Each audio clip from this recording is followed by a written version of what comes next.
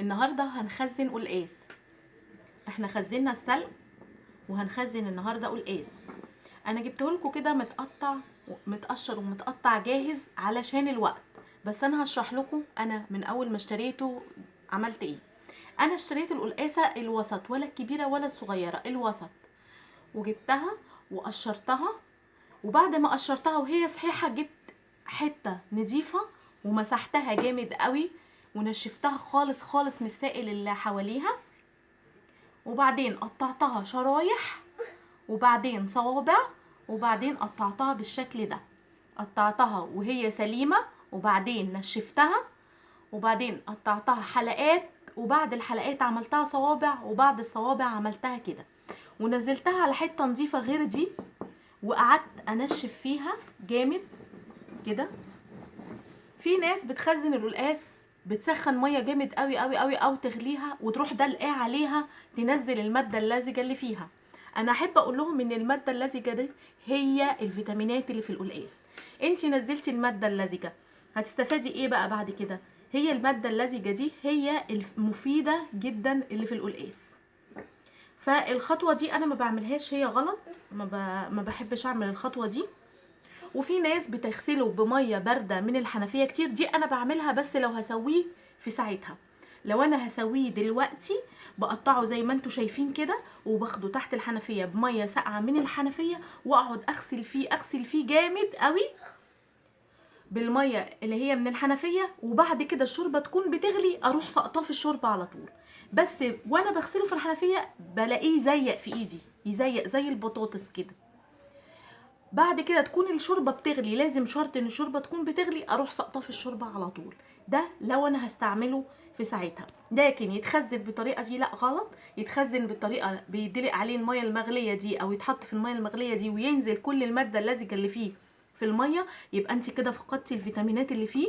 لا، انا بقى ما بحب اخزنه، بعمل ايه؟ زي ما قلت لكم، بقشره واقطعه شرايح حلقات، وبعدين صوابع، وبعدين اقطعه كده وانشفه حلو قوي قوي في حته ناشفه، والسكينه اللي انا بقطع بيها تكون ناشفه، واحطه في حته كده نظيفه او في مفرش عندي، وبفضل اعمل فيه كده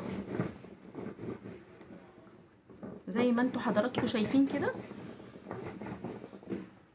اما خزنت السلق قلت بقى لازم نخزن قلقاس، عشان ايه؟ يبقوا طبخه واحده.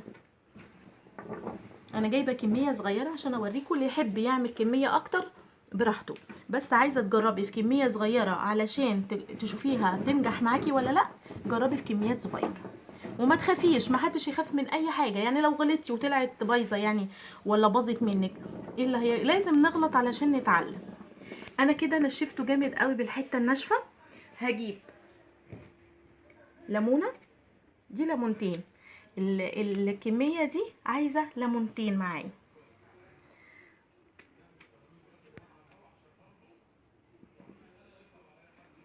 هعصر الليمون عليه.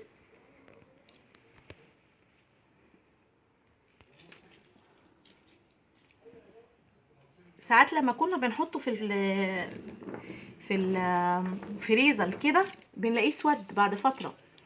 ليه؟ عشان ما كناش بنحط له ليمون. فعلشان ما يسودش ويحتفظ بالماده اللزجه اللي فيه اللي هي الفيتامينات اساسا بتاعته، نخزنه بالطريقه دي وان شاء الله هتدهولي. عصرنا الليمون، نخلي كله كده يشرب من الليمون، وبعد كده نجيب الحته برضو تاني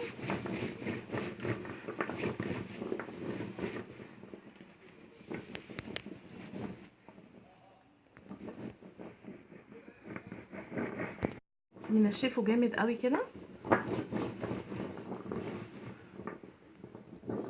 ما تخافيش من حاجه، اعملي بقلب كده، يعني اعملي كميه صغيره، نص كيلو وخزنيها وشوفي. تخافيش من اي حاجه، ولا من وقوف المطبخ ولا من تخزين حاجه، وكلنا بنتعلم من بعض، واللي ناقصه حاجه بيتعلمها من التاني. ما تجيبيش عنده ميه خالص، هو كفايه الليمون. تفضلي تنشفي فيه جامد كده.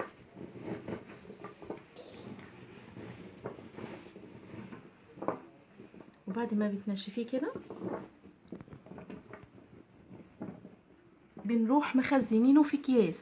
انتي خزني على قد طبختك، انا دي طبختي انا الحبه دول طبختي انا. اجيب كيس نضيف ابيض من بتاع السندوتشات او شنط زي دي، بيضه برضو، ونخزن فيها القلقاس. ما تخافيش، ده بيقعد من السنه للسنه، بس اهم حاجه تنشفيه كويس قوي، اهم حاجه. وما تنسيش الليمون عشان ما يسودش معاكي، ويحتفظ بالماده اللزجه اللي فيه، اللي هي اساسا الفيتامين بتاعته. اللي فيه ناس بتغلط الغلطه اللي هي بتغسله بميه سخنه وتنزل كل الماده اللزجه دي، وهي دي الفيتامينات بتاعه القلقاس. احطه في كيس كده،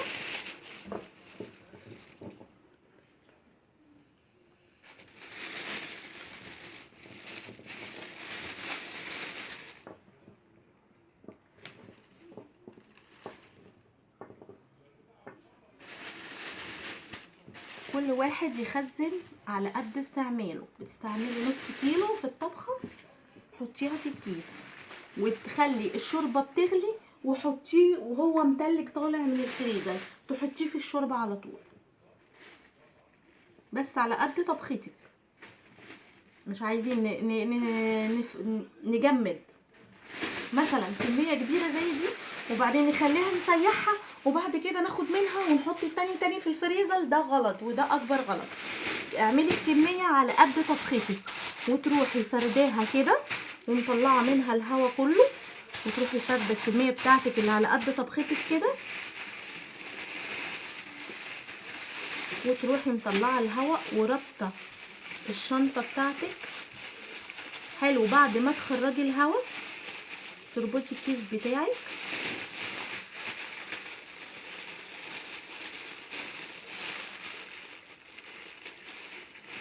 مخرجه الهواء،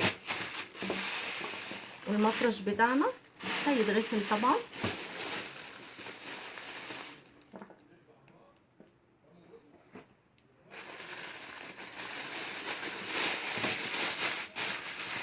ويتعملوا كده ويتحطوا فوق بعض على قد طبخه. دي على قد طبختي انا، علشان ما نطلعش كيس كبير ونسيحه وناخد منه وبعدين نرجع نحط تاني الباقي. لا، على قد طبختك حطي في اكياس ورصيه فوق بعض وطلعي منه الهواء. وده تخزين القلقاس، وبالهنا والشفا، والسلام عليكم ورحمه الله وبركاته.